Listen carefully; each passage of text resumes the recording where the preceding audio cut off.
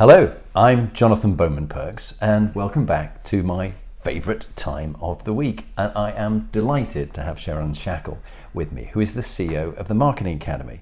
And Sherilyn has had a very successful headhunting business before that, but her real passion that she started 10 years ago was the Marketing Academy, taking people in the marketing sector and improving, developing and getting them to become great leaders.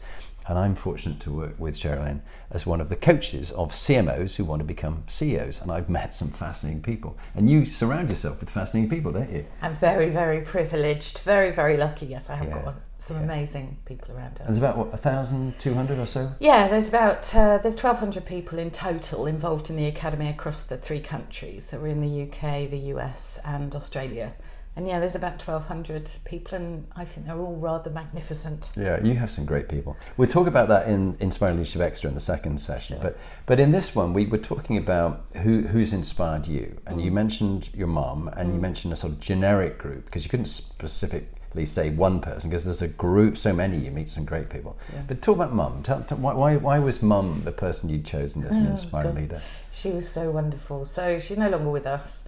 But I think of her age, she was a very, very different type of mother and type of woman. So I'm 55, so this is back in the sort of late 60s, early 70s. My mum was an entrepreneur. She owned a shop.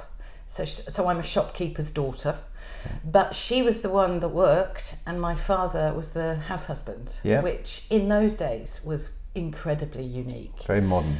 And therefore, whilst I didn't realise it at the time, she was role modelling a behaviour that kind of continued for me pretty much for the rest of my life. And in fact, I replicated it later because my husband is a house husband at the rock and centre of my world, but he has been at home with our children since our children were little.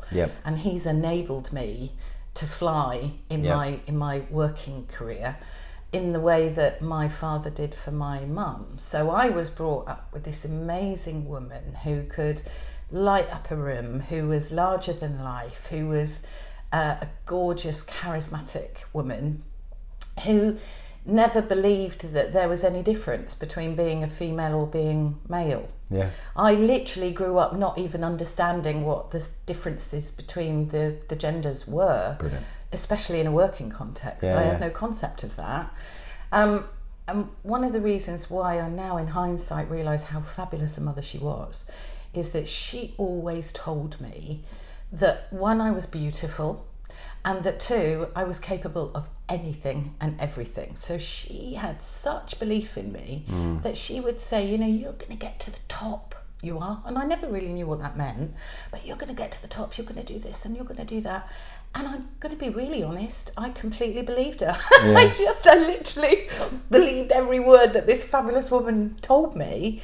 And therefore I was lucky enough to grow up with really strong sense of self-belief.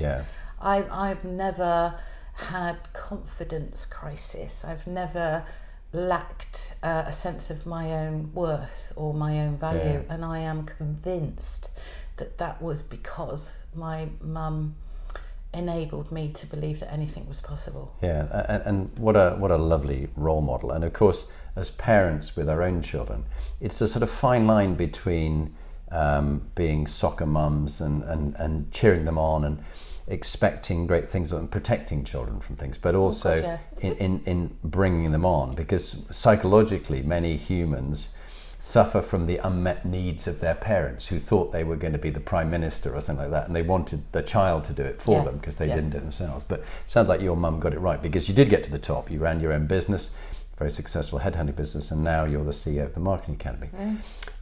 In the second group of if you weren't going to pick an individual, what were the qualities that you find make an inspiring leader in your people who inspired you and that you meet them all the time? And what qualities, if you pick 3 qualities that you really admire? Pick how many? 3? 3. 3. Okay. Brutal honesty, in that they are real. They are who they say they are. They are what you see is what you get. They are revealing of who they are. So I love the word authentic, but it's so overused, and it just means real and honest, right? And I believe that the best, the strongest, the most inspirational leaders are those who kind of show up as who they are in every and any context.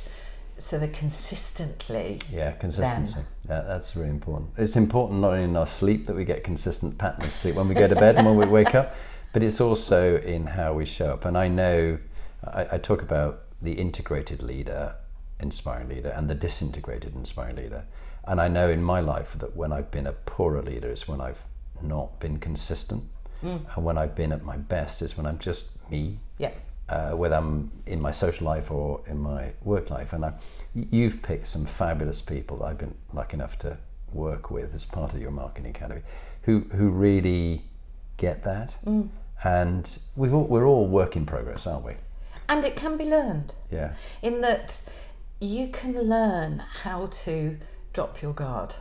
You can find courage to be who you are in every given context. So you can learn it. Yeah. And I believe that leaders can be shaped if you can find a way to unleash the real them and then give them the confidence they need to be that in all circumstance. Yeah. So that kind of realness, the desire to just share who they are for what they are, that's such an important element of leadership in my view. And that takes me nicely on to the penultimate part, which is in your life when you got it wrong, what did you learn from it and how did that shape the leader? Remember you talked about yourself in the early days as a leader. What was it you got wrong and what have you learnt about it which makes you a better leader now? I had the arrogance of youth and I was in positions of quite high level of responsibility or accountability quite young, and I believed I knew it all. Honestly, I thought I was the dog's bollocks when it came to leadership, and I thought I had nothing to learn. And oh my God, I could not have been further from the truth. So how I used to be in a leadership role was incredibly controlling. Yeah. So I was a manager. Yeah. You know, I told people what to do, I told them how to do it in the time that they needed to do it, when they needed to deliver it by, and I had a spreadsheet to prove that that's what they were going to do. So I led them by command and control, with a little bit of charisma and probably some humour, but that's how I led. And I didn't realise until later in my life that leadership, real leadership, is the flip opposite of that. I never empowered or inspired my people to do it for themselves. No. I wasn't developing them. I was telling them that they couldn't do it without me telling them what to do. Yeah. So I was sending them a message that basically said, I don't feel that you're actually as good as I am. Yeah. And therefore I'm going to tell you what to do and how to do it because I know best. Yeah. The flip opposite of what great leaders do. Yeah, fascinating. Finally, what would be your top tip that you'd leave the listeners with?